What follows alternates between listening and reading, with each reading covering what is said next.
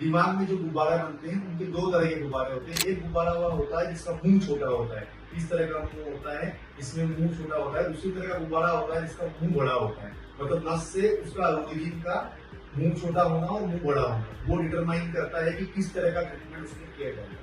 Coiling सबसे common तरीका है, पर कॉइल के साथ भी उसके बहुत सारे ट्रीटमेंट ऑप्शन होते हैं। जैसे कॉइलिंग, जिसमें हम लोग मुंह छोटा होता है उसके अंदर हम प्रीफर करते हैं कि उसमें मल्टीपल कॉइल डालकर उसको बंद कर दें ताकि गुब्बारा फिर से नहीं फटे।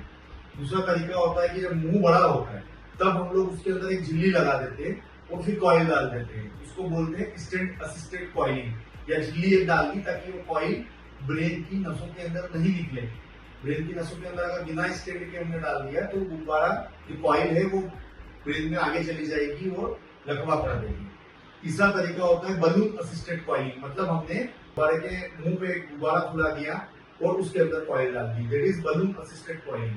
और आजकल कुछ नए ट्रीटमेंट ऑप्शन भी है। सबसे कॉमन ट्रीटमेंट ऑप्शन जो आजकल यूज होता है that is flow diverter. Flow diverter मतलब एक झिल्ली होती है जिसके अंदर मल्टीपल चेन्स होते हैं, वो चेन छोटे छोटे होते हैं, तो वो फ्लो को डाइवर्ट कर देते हैं। डाइवर्ट कर देते हैं मीन्स वो फ्लो को ब्रेन के अंदर नॉर्मल डाइवर्ट कर देते हैं और गुब्बारे के अंदर नहीं जाने देते हैं। उस प्रक्रिया में गुब्बारे को बंद होने में थोड़ा समय लगता है।